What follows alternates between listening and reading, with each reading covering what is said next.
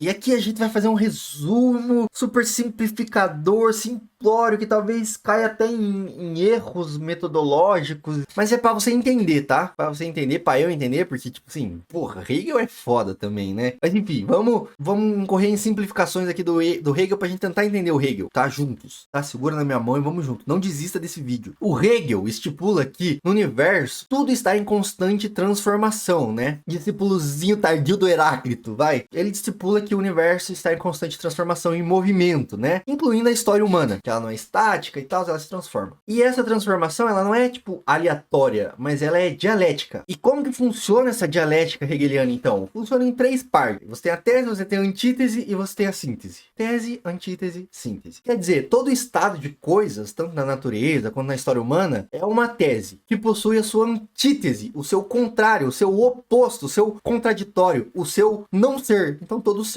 é uma tese que tem sua antítese e seu não ser. E do embate entre essas duas posições antagônicas, contraditórias, muitas vezes, surge a síntese, que é o novo estado de coisas, que não necessariamente é tipo uma junção das duas coisas, tá? Que tem um pouquinho de uma, um pouquinho de outra, mas é justamente essa superação dessa contradição. É um novo estado de coisas, que por sua vez, por ser um novo estado de coisas, torna-se uma tese, que terá sua antítese, que dará origem a uma nova síntese, e assim sucessivamente. Ou seja, dialético, do embate entre os contraditórios surgiu uma síntese, que por sua vez gera o seu contraditório, que desse embate surgiu uma síntese, e assim sucessivamente. Entenderam? Mais ou menos? Calma, vou dar um exemplo.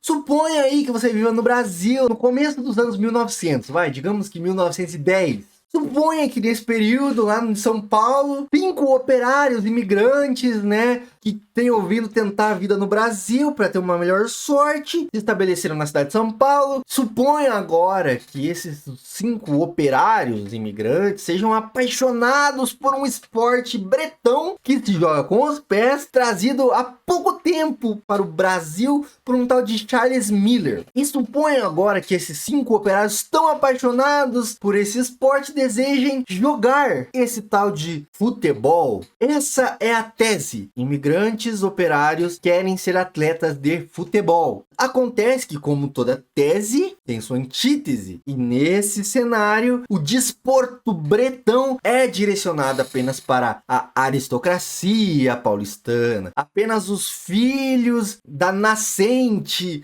burguesia paulistana tenham condições materiais de se dedicar ao treino e aos jogos oficiais de futebol. Afinal, eles tinham bastante tempo livre, uma vez que não necessitavam trabalhar, pois eram herdeiros. E não apenas isso, mas eles defendiam ativamente a permanência do futebol como um esporte amador, justamente para se ver livre da indesejável ralé da sociedade brasileira, que também apreciava esse esporte. Então eles se organizavam para manter o esporte bretão apenas como um esporte da elite, né? E purificar esse esporte das massas pobres e populares do nosso país. Ora, aí está a nossa antítese. Os operários, trabalhadores, não podem praticar o futebol, afinal o mesmo é apenas para a elite social. Diante dessa contradição tão grande, os operários não veem outra saída a não ser superá-la e criam o seu próprio time de futebol. E aí está a síntese, a contradição entre a tese, o desejo dos operários de jogar futebol, e a antítese, a impossibilidade material de jogar em clubes existentes, pois os mesmos eram apenas para a elite paulistana. Surge a síntese, a criação do maior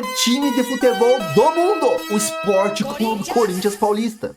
Mas a história não para por aí, meus amigos. Como bem nos ensinou a série BoJack Horseman, a flecha do tempo não fica parada, nem volta para trás, apenas avança. Agora era a hora de provar que os operários podiam jogar futebol tão bem quanto ou melhor que os filhinhos de papai e vencê-los em suas próprias ligas. Surge então a nova tese. Estabelecido como um time de futebol oficial, o Sport Clube Corinthians Paulista precisa ser inscrito na principal liga de futebol do país no momento, o Campeonato Paulista. Mas é claro que isso não seria uma tarefa fácil, pois os filhos da elite paulistana não queriam dividir o campo com os trabalhadores assalariados. Então fizeram de tudo para impedir a entrada do Corinthians na liga. Aqui está a antítese. A própria liga barrando a entrada do Corinthians no Campeonato Paulista. Ou seja, existia já o time como superação de uma contradição inicial, mas existe agora uma nova contradição. Esse time não podia jogar oficialmente. Mas é claro que isso seria superado com uma nova síntese, que é a entrada do Timão na competição, que inclusive se sagrou campeão do Campeonato Paulista na primeira vez que jogou. Isso geraria um racha na organização, os times da elite paulistana